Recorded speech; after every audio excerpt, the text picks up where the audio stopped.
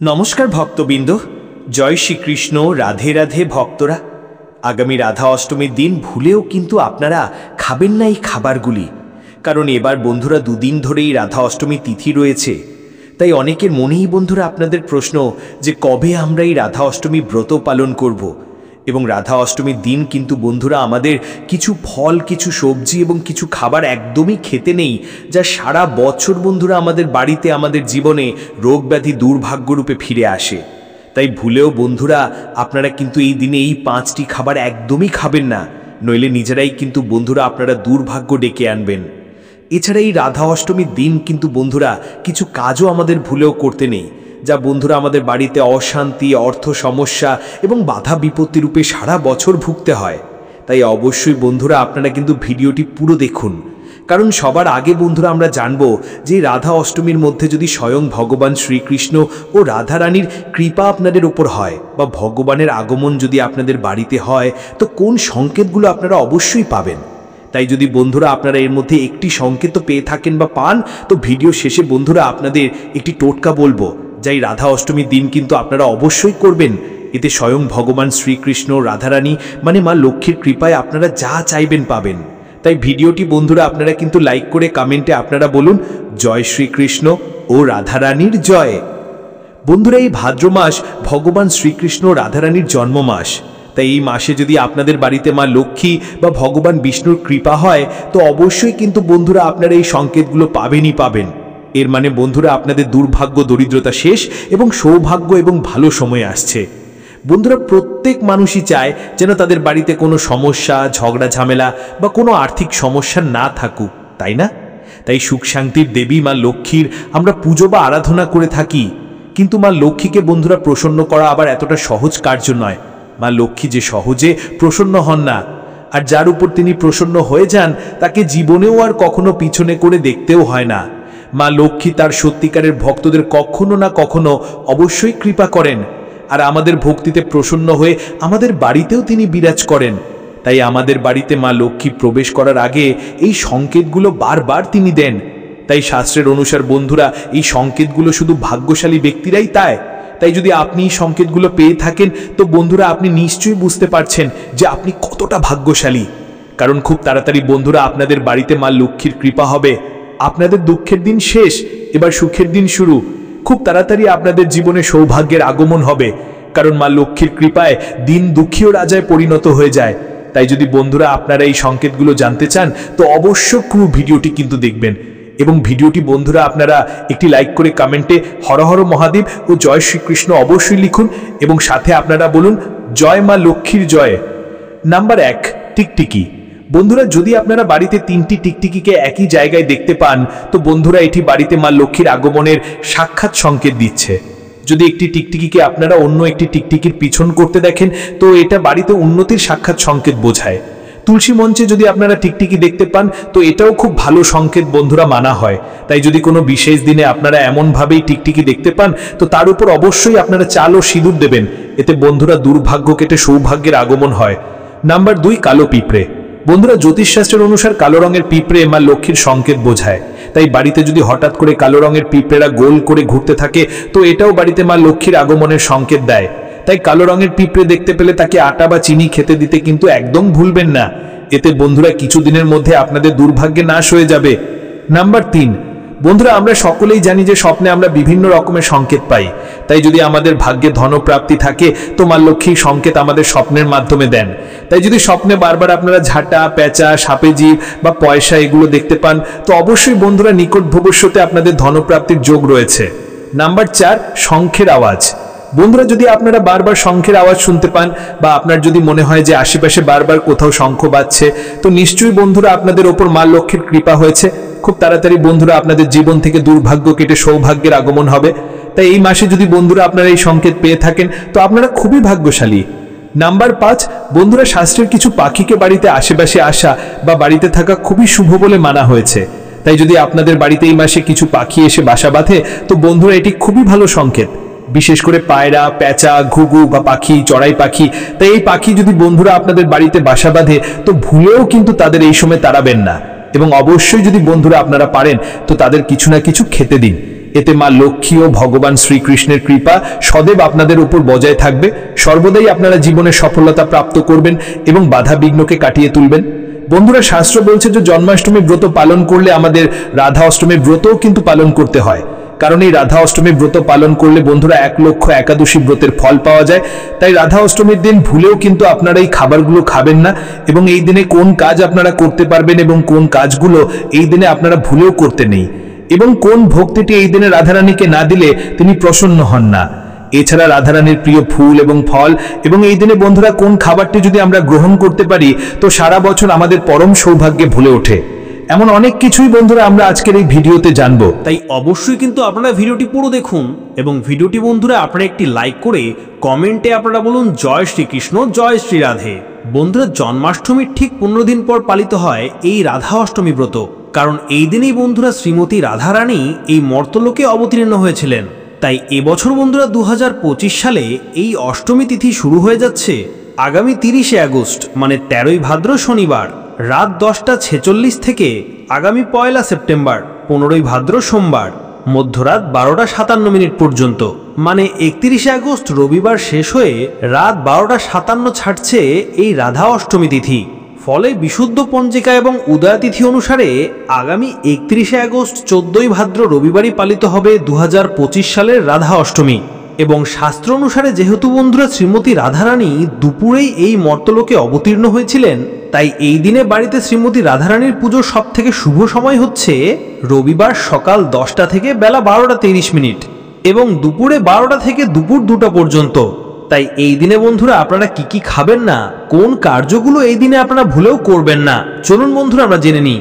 Number 1, বন্ধুরা ব্রতের আগের দিন কিন্তু আপনারা কোনো রকমের আমিষ, পেঁয়াজ রসুন এবং নেশাভান কিন্তু ভুলেও করবেন না। কারণ বন্ধুরা ব্রতের আগের দিন অবশ্যই আমাদের কিন্তু নিরামিষ আহার গ্রহণ করতে হয়। তাই পারলে অবশ্যই এই দিন রাতে আপনারা ভগবানকে ভোগ নিবেদন করে বাড়িতে সকলে গ্রহণ করুন এবং এরপর রাতে ঘুমানোর আগে রাধারানী এবং ভগবান শ্রীকৃষ্ণকে আপনাদের বাড়িতে আমন্ত্রণ জানিয়ে তারপর ঘুমিয়ে পড়ুন।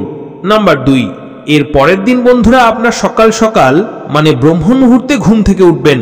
তারপর বন্ধুরা আপনারা মা গঙ্গাকে প্রণাম করে আপনার সকালে স্নানটি করে নেবেন।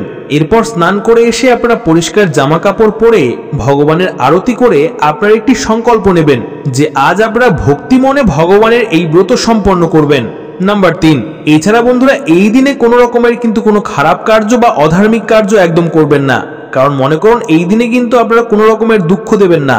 এই দিনে বন্ধুরা যদি আপনাদের বাড়িতে কেউ আসে তো তাকে কিন্তু আপনারা খালি হাতে ফেরাবেন না।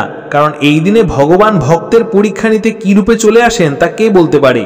তাই এই দিনে বন্ধুরা আপনারা বেশি করে হরিনাম করুন, গীতা পাঠ করুন বা গীতা শ্রবণ করুন এবং আপনার সামর্থ্য অনুযায়ী বন্ধুরা এই দিনে ভগবানের পুজো দিতে কিন্তু একদম ভুলবেন না। এবং সন্ধেবেলায় আপনারা তুলসী মঞ্চে একটি প্রদীপ দেখান, ভগবানের এই দিনে আপনারা আরতি করুন। এছাড়া এই দিনে বন্ধুরা রাধারানীর সব থেকে প্রিয় ফুল এবং ফল হচ্ছে কাঠগোলাপ এবং আতা। তাই পারলে বন্ধুরা এই দিনে অবশ্যই কিন্তু এই ফুল এবং ফল রাধারানীকে অবশ্যই নিবেদন করুন। এছাড়া যে কোনো সাদা বা হলুদ সুগন্ধি ফুল এবং পদ্ম রাধারানীর খুবই প্রিয়। তাই পারলে এই দিনে আপনারা এই ফুল দিয়ে সিংহাসন বা রাধারানীর ফটো বা মূর্তিকে ভালো করে সাজান। এবং এই দিনে রাধারানীকে যে ভোগগুলি আপনারা নিবেদন করবেন তা হচ্ছে ক্ষীর, রাবড়ি, মালপোয়া, রাধাবল্লভী বা অন্য ভোগ। এবং প্রত্যেক ভোগে যেন বন্ধুরা রাধারানীর প্রিয় তুলসী পাতা থাকে। নাম্বার 4, বন্ধুরা এই দিনে যারা আপনারা ব্রত রাখছেন তারা দুপুরে রাধারানীর এই মহা অভিষেক এবং মহাব্রত পালন করার পর সেই প্রসাদ আপনারা সকলকে বিতরণ করে দুপুর 2টোর পর আপনারা এই প্রসাদ খাবেন। এবং এই দিনে সবাই কিন্তু আপনারা কোনো রকমের মাছ, মাংস, ডিম, পেঁয়াজ, রসুন এবং কোনো রকম নেশাভান বা পরনিন্দা কিন্তু একদম করবেন না। তাই তুলসী তলায় দাঁড়িয়ে এই বিশেষ কথাটি বন্ধুরা আপনারা একটিবার অবশ্যই বলুন। দেখবেন আপনাদের জীবন থেকে সকল দুঃখ দরিদ্রতা কেমন নাশ হয়েছে। আপনাদের জীবনে আসবে অপার সুখ ও শান্তি। ফলে আপনাদের পরিবার থেকে সকল দুঃখ দরিদ্রতা, ঝগড়া ঝামেলা, অশান্তি তারই অনেক নাশ হয়ে যাবে। ফলে আপনাদের পরিবারে আবার স্ত্রী ফিরে আসবে। তাই চলুন বন্ধুরা এবার আমরা জেনে নিই যে কালকের দিনে আপনারা কি প্রক্রিয়াটি করবেন। এবং বন্ধুরা ভিডিওটিকে লাইক করে কমেন্টে হর হর মহাদেব এবং জয় শ্রীকৃষ্ণ অবশ্যই লিখুন। তাই বন্ধুরা এই প্রক্রিয়াটি করার আগে আপনারা আপনাদের বাড়ির তুলসী মঞ্চকে ভালো করে ধুয়ে ফেলবেন। সেই তুলসী মঞ্চে যেন কোনো রকম ময়লা বা নোংরা না থাকে। এরপর বন্ধুরা আপনারা বাড়ির তুলসী মঞ্চে যেমন সন্ধ্যা প্রদীপ দেখান তেমনই দেখাবেন। এরপর সেই প্রদীপটি আপনারা আপনাদের বাড়ির সদর দরজা, আপনাদের বাড়ির জানলা, ঠাকুর ঘর এবং পারলে বন্ধুরা সেই প্রদীপের আলো আপনাদের বাড়িতে ছড়িয়ে দিন। এতে বন্ধুরা যদি আপনাদের বাড়িতে কোনো রকম নেগেটিভ এনার্জি থাকে তা দূর হয়ে যাবে এবং এই প্রক্রিয়াটি বন্ধুরা আপনারা প্রত্যেক দিনই করতে পারেন। এছাড়া বন্ধুরা আপনারা সপ্তাহে অন্তত একদিন বাড়িতে কর্পূর অবশ্যই ধরাবেন। এর গন্ধ বন্ধুরা নেগেটিভ এনার্জিরা একদমই সহ্য করতে পারে না। এছাড়া বন্ধুরা আপনারা আপনাদের বাড়িতে ধুনো অবশ্যই দেবেন এবং ঠাকুর ঘরে বসে আপনারা মা লক্ষ্মীর আরাধনা করে আপনারা অবশ্যই লক্ষ্মী পাঁচালী পাঠ করুন। এতে বন্ধুরা মা লক্ষ্মী অত্যন্তই প্রসন্ন হন। এরপরে বন্ধুরা আপনারা তুলসী মঞ্চে গিয়ে এই মন্ত্রটি 3 বার পাঠ করবেন। আর সেই মন্ত্রটি হলো বন্ধুরা নম তুলসী কল্যাণী, নম বিষ্ণু প্রিয় শুভে, নম মোক্ষ প্রদে দেবী, নম সম্পদ প্রদায়কে। বন্ধুরা এইভাবে আপনারা এই মন্ত্র 3 বার পাঠ করবেন, কারণ বন্ধুরা এই মন্ত্র পাঠ করাতে আমাদের ধন ঐশ্বর্য এবং মোক্ষ প্রাপ্তি হয়। তাই বন্ধুরা যখন আপনারা কালকের দিন এই প্রক্রিয়াটি করবেন এবং করার পর আপনারা ভগবানকে বলবেন যে হে প্রভু, আমি যে আজকে কাজটি করলাম, যার ফলে আমি যেই পুণ্য অর্জন করেছি তার অর্ধেক পুণ্য আমি আমার মৃত প্রিয়জনকে দান করলাম, তাদের আত্মাকে তুমি শান্তি প্রদান করো। বন্ধুরা আপনারা কি জানেন যে 5টি কাজ করলে কখনো মানুষের উপর ঈশ্বরের কৃপা হয় না, সর্বদাই তাদের জীবনে দুর্ভাগ্য লেগে থাকে এবং এই কাজগুলো বন্ধুরা করলে মহাদেব প্রচন্ড রুষ্ট হয়ে যান এবং শনিদেবের বক্র দৃষ্টিও তাদের জীবনে এসে পড়ে। তাই বন্ধুরা ভুলেও আমাদের এই কাজগুলো কখনো করতে নেই। এমন মানুষ বন্ধুরা কেঁদে কেঁদে চোখের জল ফেললেও ভগবান তাদের প্রার্থনা কখনো শোনেন না। এছাড়া বন্ধুরা আমরা আজকের এই ভিডিওতে জানবো যে পৃথিবীর সবথেকে বড় পাপ কি, কাদের প্রার্থনা ভগবান কখনো শোনেন না। আর আমাদের চ্যানেলে পরম সত্য আপনাদের স্বাগত। তার আগে বন্ধুরা ভিডিওটি একটি লাইক করে কমেন্টে হর হর মহাদেব এবং জয় শ্রীকৃষ্ণ অবশ্যই লিখুন। বন্ধুরা ভগবান শ্রীকৃষ্ণ বলেন যে মানুষ জীবনে পাপ পুণ্য উভয়ই করে, কিন্তু কিছু মানুষ জীবনে পুণ্য করার আগে পাপকেই বেছে নেয়, যার ফলে বন্ধুরা তারই এই জন্ম এবং পরের জন্মের ভাগ্য নির্ধারণ হয়। তাই মানুষদের বন্ধুরা যে কোনো কাজ করার আগে তার পরিণাম কি হবে তা ভাবা উচিত। মানুষ জীবনে অনেক পুজো অর্চনা করে, কিন্তু তার দ্বারা বন্ধুরা এমন কিছু ভুল হয়ে যায় যা তার সমস্ত পুণ্যকেই ঢেকে দেয়। তাই বন্ধুরা ভগবান শ্রীকৃষ্ণের অনুসারে মানুষের সবথেকে বড় পাপ হচ্ছে নাম্বার 1। বন্ধুরা ভগবান শ্রীকৃষ্ণ বলেন যে সংসারের সবথেকে বড় পাপ হচ্ছে কোনো স্ত্রীর সম্মানের সাথে খেলা করা। কারণ বন্ধুরা মানুষ এই সংসারে একজন স্ত্রীর গর্ভ থেকেই জন্ম নেয়। তাই বিনা কারণে বন্ধুরা কখনো কোনো স্ত্রীর সাথে কখনো কোনো খারাপ ব্যবহার করতে নেই। তাই যে মনুষ্য বন্ধুরা স্ত্রীর সম্মানের সাথে খেলা করে, তার সাথে বাজে কর্ম করে, তাকে এই পাপ বন্ধুরা জন্ম জন্ম ধরে ভোগ করতে হয়। মহাভারতে কৌরবদের বিনাশ হয়েছিল নারীর অসম্মানের জন্য।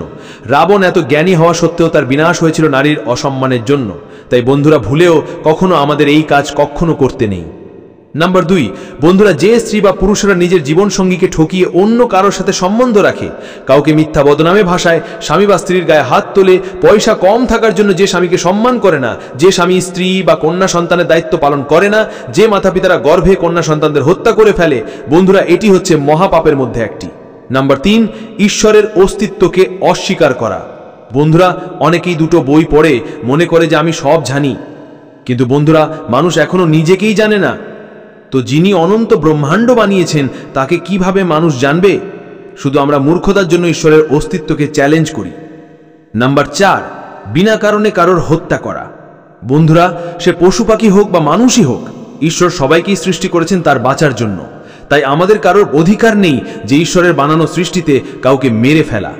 নাম্বার 5, ঘুষ নেওয়া, আত্মহত্যা করা, দেহ ব্যবসা করা, মিথ্যা সাক্ষী দেওয়া, অন্যায়ের প্রতিবাদ না করা, মাতা পিতা গুরুজনদের অপমান করা। বন্ধুরা হয়তো ঈশ্বর আমাদের সব পাপই ক্ষমা করে দেবেন, কিন্তু যে মা বাবার মনে দুঃখ দেয়, স্ত্রীদের অপমান করে এবং কোনো গরিব দুঃখীর চোখের জলের কারণ হয়ে দাঁড়ায়, তো বন্ধুরা কখনো কিন্তু এমন পাপের ক্ষমা ঈশ্বর আমাদের করবেন না। তাই যদি বন্ধুরা আপনাদের এই ভিডিওটি ভালো লাগে তো অবশ্যই লাইক, কমেন্ট ও শেয়ার করতে একদম ভুলবেন না। হরে কৃষ্ণা, ওম নমঃ শিবায়।